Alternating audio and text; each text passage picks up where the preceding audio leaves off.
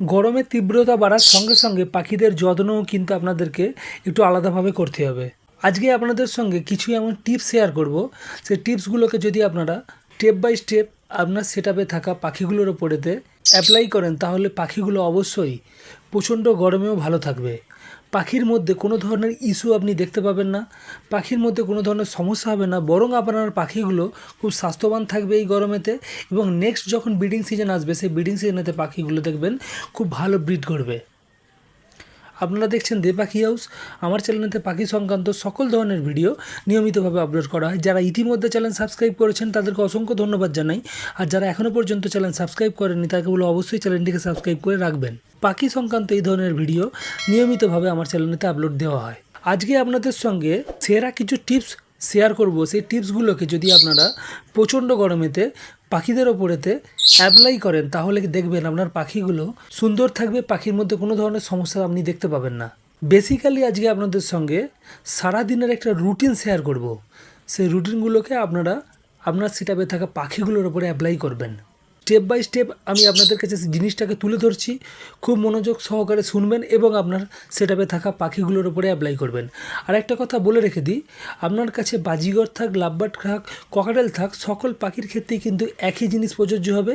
এর মধ্যে কিন্তু কোনো চেঞ্জেস আসবে না। এক নাম্বার যে জিনিসটা, সেটা হচ্ছে সন্ধ্যা হওয়ার সঙ্গে সঙ্গেই বা সন্ধ্যার আগেতে পাখির সেটআপ থেকে খাবারের পাত্র এবং জলের পাত্রকে আপনাকে বের করে নিতে হবে। খাবারের পাত্র, জলের পাত্র কখনোই আপনারা সারা রাত পাখির খাঁচাতে রেখে দেবেন না, রেখে দেওয়ার কোনো প্রয়োজন নেই। সকালবেলায় 6টা থেকে 6:30টার মধ্যে পাখিদেরকে আপনারা খাবার এবং জল প্রোভাইড করবেন। আপনি যদি আপনার সেটআপে বা খাঁচায় বা আপনার কলোনিতে থাকা পাখিগুলোকে সকাল 9টা কি 10টার সময় খাবার প্রোভাইড করে থাকেন, তাহলে জিনিসটাকে আপনাকে এগিয়ে নিয়ে আসতে হবে। আপনাদেরকে আর্লি মর্নিং 6টা থেকে 6:30টার মধ্যে পাখিদেরকে খাবার দিয়ে দিতে হবে, যাতে গরমের তীব্রতা বাড়ার আগেই পাখিগুলো যেন পুরোপুরি সফটফুডগুলোকে খেয়ে নিতে পারে। আপনি হয়তো ভাবছেন যে কেন হঠাৎ আমি এই কথাটি বলছি, যে 6টা থেকে 6:30টার মধ্যে আর্লি মর্নিং পাখিদেরকে খাবার দেওয়ার জন্য। একটা জিনিস লক্ষ্য করে দেখবেন, যত বেলা গড়াতে থাকে গরমের তীব্রতা কিন্তু বাড়তে থাকে। তো গরম বাড়ার সঙ্গে সঙ্গেই পাখিগুলো দেখবেন ডানাকে ফাঁকা করে দিয়ে হাঁ করে র্যাপিডলি শ্বাস নেয়।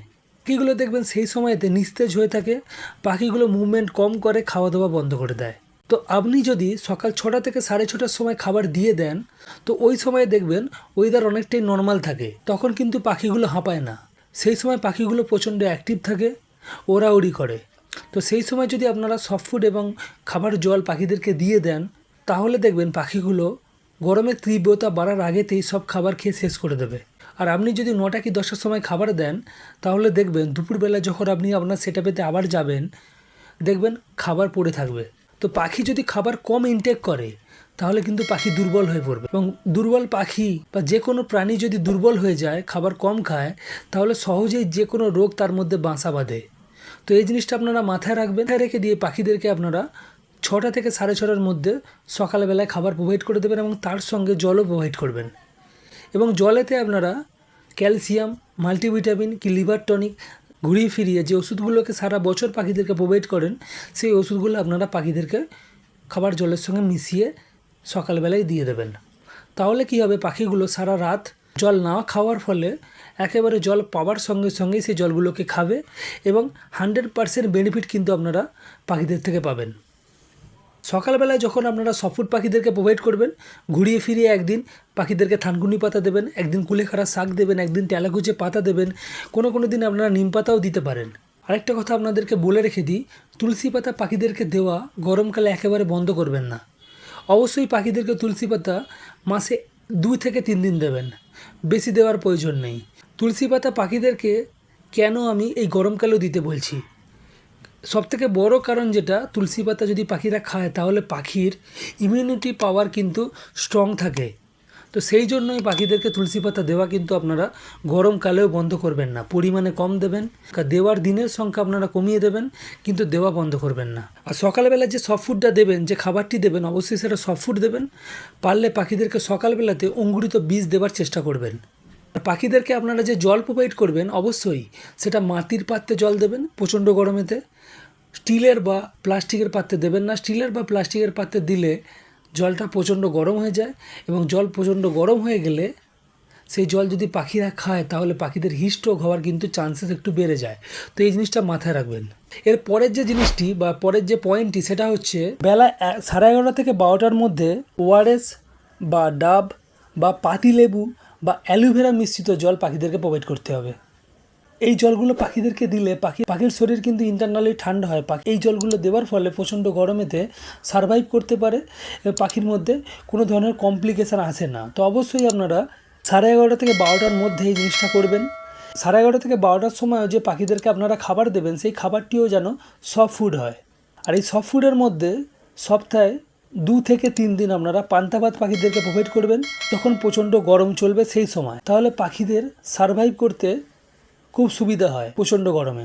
তাছাড়াও এই সময়তে যখন আপনারা পাখিদেরকে খাবার দেবেন, ঘুরিয়ে ফিরে 1-8 দিন তরমুজ, 1 দিন শসা, এই ধরনের জিনিসগুলো অবশ্যই পাখির খাদ্য তালিকায় রাখবেন। আপনারা পেঁপেও পাখিদেরকে আপনারা দিতে পারেন। এখানে একটা আমি টিপস দেবো, পাখিদেরকে আপনারা ডিম প্রোভাইড করেন গরমকালে, তো আপনারা গরমকালে ডিম প্রোভাইড করার সময় ডিমের কুসুমটা পাখিদেরকে দেবেন না, সাদা অংশটি পাখিদেরকে প্রোভাইড করবেন। আর পারলে আপনারা সপ্তাহে মাত্র 1 দিন পাখিদেরকে এগ বুট প্রোভাইড করবেন। আর যেদিনকে পাখিদেরকে আপনারা এগ বুট প্রোভাইড করবেন সেদিনকে পাখিদেরকে অবশ্যই শসা দেওয়ার চেষ্টা করবেন।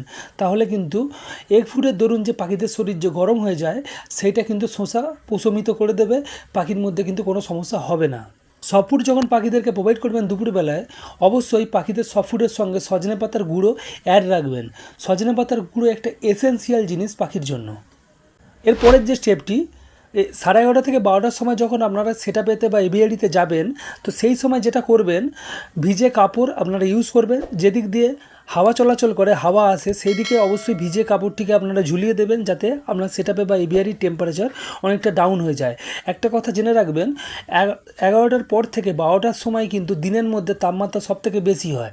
তো সেই সময় আমি ওই জন্যই পাখিদের সেটআপে বা এভিয়ারিতে যাওয়ার কথা বলছি। তো এই সময় যখন আপনারা পাখির সেটআপে বা এভিয়ারির যে দিক দিয়ে হাওয়া ক্রসিং করে সেই দিকে যদি একটা ভিজে কাপড় ঝুলিয়ে দেন, তাহলে দেখবেন আপনার সেটআপের বা এভিয়ারির টেম্পারেচার অনেকটাই ডাউন হয়ে যাবে।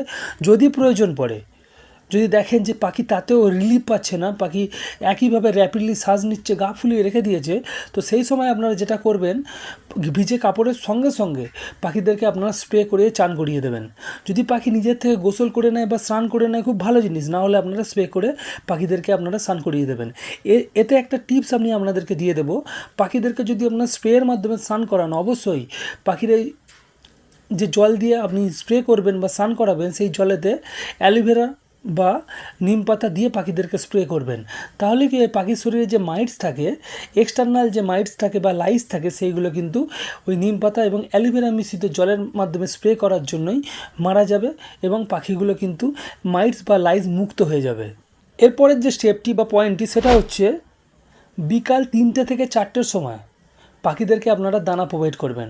কমন যে জেনারেল দানাগুলো রয়েছে, যেমন চীনা কাউন বা কাগনি দানা, এটা তো থাকছেই, তার সঙ্গে আপনারা ক্যানারি অবশ্যই রাখবেন। আর সানফ্লাওয়ার সিড বিকালবেলা যদি পাখিদেরকে আপনারা দানা দেন, সারাদিন সফট ফুডের উপরে রাখেন, বিকালবেলায় আপনারা সানফ্লাওয়ার সিড দানার সঙ্গে খুব অল্প পরিমাণে মেশাতে পারেন। একজোড়া পাখি পিছু আপনারা 4 পিস করে কিন্তু সানফ্লাওয়ার সিড পাখিদেরকে অবশ্যই দিতে পারেন, কোনো সমস্যা তাতে হয় না। আর যদি আপনার মনে হয় যে সানফ্লাওয়ার সিড না দিলেও চলবে, তাহলে সানফ্লাওয়ার সিড না দিলেও কিন্তু পাখির মধ্যে সেরকম কোনো সমস্যা দেখতে পাওয়া যায় না, বিশেষ করে যখন প্রচণ্ড গরম চলে সেই সময়। দানাতে কিন্তু ক্যানারি সিড ইনক্লুড রাখবেন। ক্যানারি সিড কিন্তু কোনো সারা বছরে কখনোই কিন্তু বন্ধ করবেন না। ক্যানারি সিড কিন্তু পাখির জন্য একটা গুরুত্বপূর্ণ খাবার। এরপরে যখন সন্ধ্যা হয়ে যাবে, সন্ধ্যার পরেতে পাখির সেটআপে বা খাঁচার পাশে কোনোভাবেই আলো জ্বালিয়ে রাখবেন না। পাখিদেরকে আপনারা 10 থেকে 12 ঘন্টা ঘুমাতে দেবেন। তাহলে কী হবে, পাখিগুলো ভালো হেলদি হয়ে উঠবে, পাখির মধ্যে কোনো ধরনের শারীরিক সমস্যা আপনি কিন্তু দেখতে পাবেন না, এবং পাখিগুলো কিন্তু সারাদিন অ্যাক্টিভ থাকবে। যদি সারা রাত আপনার সেটআপে বা এভিয়ারিতে ল্যাম্প আপনি জেলে রেখে দেন, তাহলে পাখিগুলো দেখবেন দিনের বেলা নিস্তেজ হয়ে থাকবে, দিনের বেলা ঘুমাতে থাকবে, এই জিনিসটা কিন্তু লক্ষ্য রাখবেন। তো রাতের বেলায় যদি আপনার সেটআপ একেবারে অন্ধকার থাকে, তাহলে দেখবেন আপনার পাখিগুলো রাত্রেবেলায় খুব সুন্দর রেস্ট পাবে এবং দিনের বেলাতে পাখিগুলো কিন্তু অ্যাক্টিভ থাকবে। তো আজকে আপনাদের সঙ্গে সঙ্গে যে স্টেপ বাই স্টেপ জিনিসগুলো বললাম এবং তার সঙ্গে কিছু টিপস দিলাম, প্রচণ্ড গরমে পাখিগুলোকে সারভাইভ করানোর জন্য এই টিপসগুলো আপনাদের খুব কাজে লাগবে।